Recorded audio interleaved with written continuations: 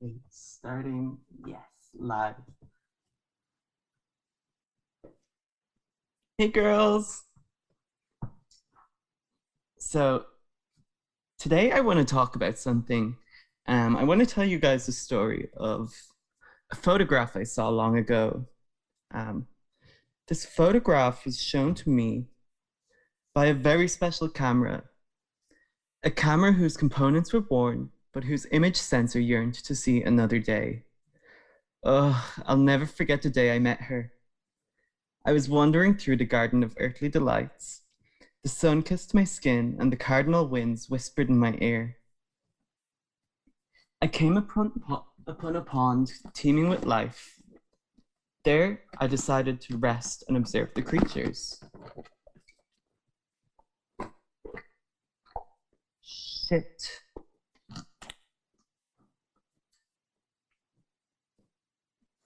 The pond was lined with lush vegetation. Water striders skimmed along its surface, and the koi and the swans kissed in their wake.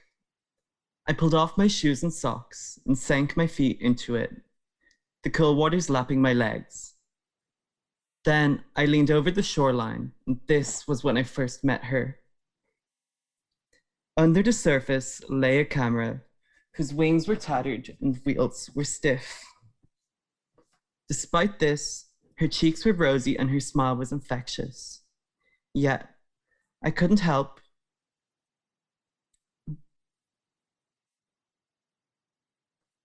but want to rescue her. One hand on her base, the other on her dolly, I pulled and pulled, but she didn't bulge. With all my strength, I pulled again and plunged into the water. Below the surface, I enter a space devoid of Euclidean geometry. Just moments ago, she was in reach. Now she is distant, growing further as I swim closer.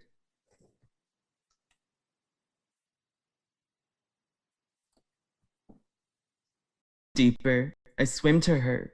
My muscles are aching, my lungs burning. From the deepest of deeps, she opens her eyes, and then I see a flash of light.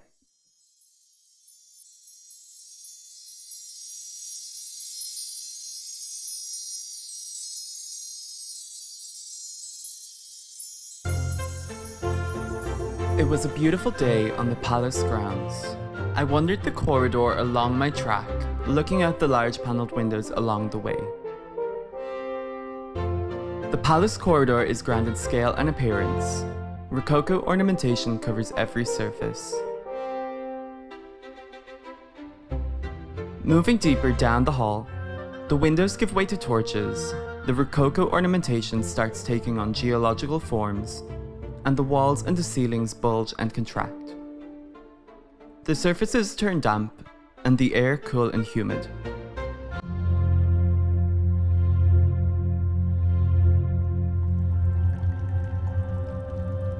The passage opens up into a large cavern. The ceiling is dripping, the walls are dripping, the harmonics of this space saturating everything in it. A body of water lays claim to this place. Her mother the atmosphere, her father geology. She was born into this world through systems she cannot control. In this grotto, she sings as she suckles the rock, and her periphery howls as she slips away.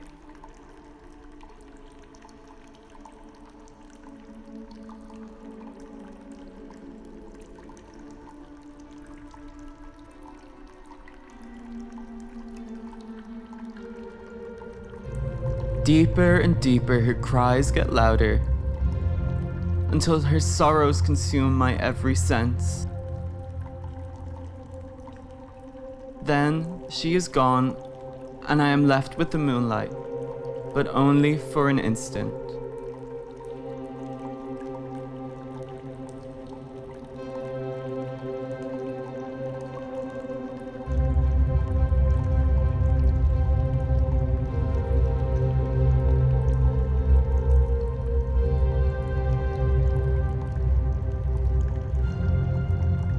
Prudence, justice, fortitude, temperance. In the center lies a lounger born of the cardinal virtues. Rococo details and injection molded, the lounger shines bright in its provenance, for its instances reside in places of solace, spaces of desire, facilitating the rejuvenation of those worn by the world.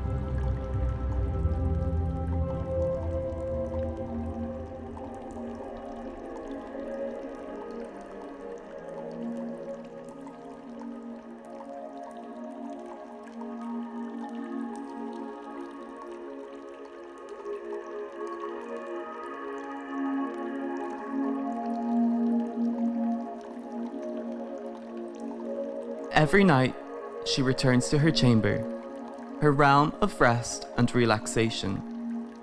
In this space she is cast off, as only that which she loves may enter. For she is not her body, but a love which radiates from within, a love which flows from the center and pools in the products she identifies with.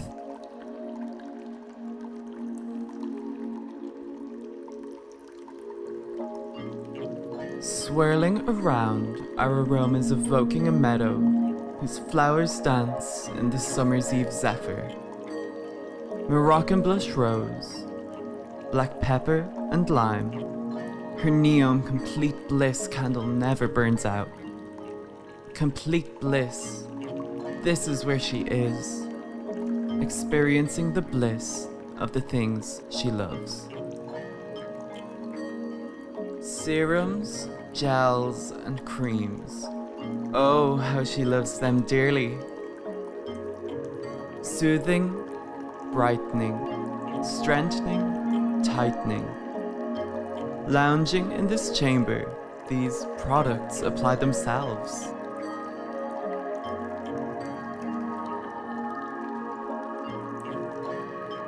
Caressed by the moon, she curls up in her blanket and reads her never-ending copy of How to Murder Your Life by Kat Murnell. Like Kat, she too is a victim of her own desires. A victim of the corporeal limitations placed on her by her body and by the economic system she finds herself in.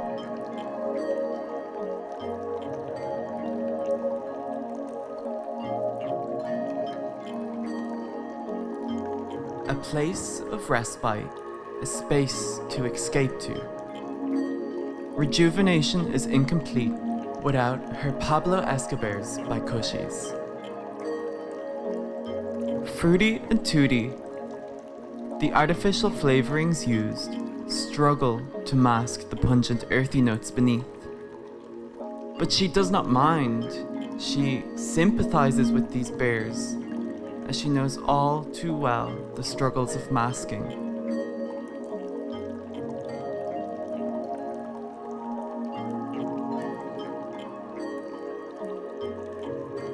In this space, Empty by Janet Jackson plays on loop. Just like Janet, she too felt empty, but Janet's hope gave her strength.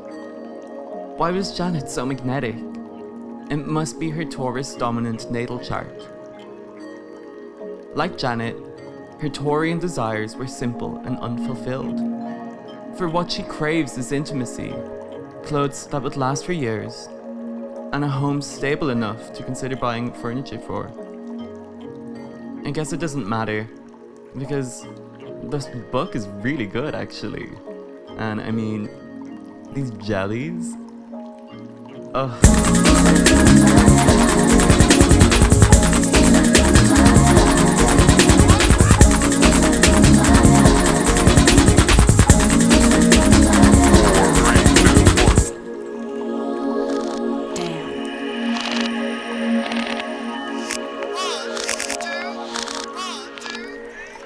How empty of me to be so full of you.